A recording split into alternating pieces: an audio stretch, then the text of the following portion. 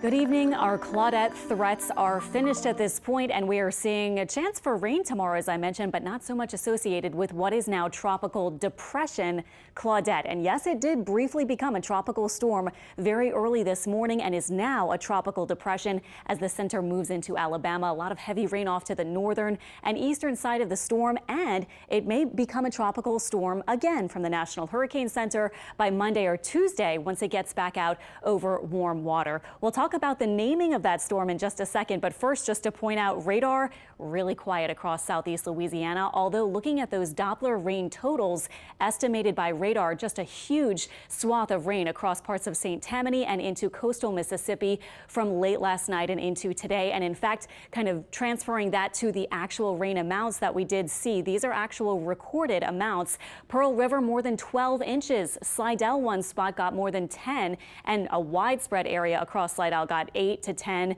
somewhere in that range. Diamond Head, Mississippi, almost 12. Other spots, especially on the eastern side of our viewing area, St. Bernard, Plaquemines, and farther into Mississippi, you can see several inches of rain. Now, looking quickly at some other spots, we were looking at maybe by the end of yesterday, kind of 1 to 3 or so inches across much of the New Orleans area, and that is indeed what we saw. Downtown New Orleans, about 2 to 3 inches. The Kenner Airport, just about 1.5 inches. Metairie, you got over 2 inches, and some other spots, including over toward Homa, maybe only 1/2 inch to 1 inch. So back to Tropical Storm Claudette and why it was named Claudette. Very interestingly, it wasn't updated to a tropical storm until early this morning at 4 a.m. And that was when its center was over Homa. So very strange and actually quite rare and unusual to have a system get promoted or upgraded to a depression or a tropical storm while it's over land. We know tropical systems need warm water to be able to form up and intensify. Max sustained winds were at 45 miles per hour. So again, this is the presentation of how the storm looked at 4 a.m. I paused it here at 4 a.m. from early this morning. Here is the center. Here is all the rain, extremely asymmetrical, of course. The heaviest rain and this band of thunderstorms and heavy convection is what you need, deep convection. That would be thunderstorms and heavy rain 100 miles or so away from the center of the storm in some places. So why did the National Hurricane Center choose to name a storm while the center was over land? Again, it's very unusual. And here's what they said in their discussion. It's not classical by any means. There are some hybrid characteristics, and actually if that were the case, it might have been a subtropical instead of a tropical storm, but it most resembles a sheared tropical storm, so the system is now Tropical Storm Claudette. This is rare, but it has happened in the past. In 2016, Tropical Storm Julia formed, started as a depression over Florida. Tropical Storm Beryl formed over Louisiana, started as a depression there.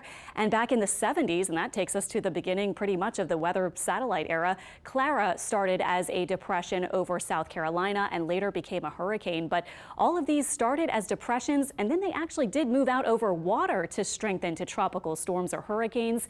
Beryl, by the way, was right over our area. It was a depression named on the north shore of Lake Pontchartrain. Then it meandered out over water. It gained its strength and became a tropical storm, got the name Beryl, and then it continued in a kind of erratic pattern back inland. That was from August 1988. So very unusual to have a storm move inland and then be designated a tropical storm. The National Hurricane Center does do post-storm analyses, usually not till many months after, where they look at all the data, and sometimes they do make changes. They'll change things like Marco, they decided did not actually make landfall in this general area last year. Things like Hurricane Zeta was upgraded to a Category 3. It was determined after looking at all of the data to have been a Category 3 with slightly higher winds at landfall. So they will occasionally make changes like that when they look after everything after the storm has passed. So we'll update you if we hear anything different about how Claudette formed. Quickly, though, our high-resolution model going through tonight, quiet. Tomorrow, during the daytime hours, starting off quiet, but seeing some scattered storms in the forecast. So Father's Day, just be prepared. We could have a bit of scattered shower or storm activity, especially for the afternoon and evening. Shouldn't be too heavy, maybe a quick inch or two of rain at the most, but the rain chance does continue into Monday as we stay in a somewhat wet pattern, and then it diminishes later in the week.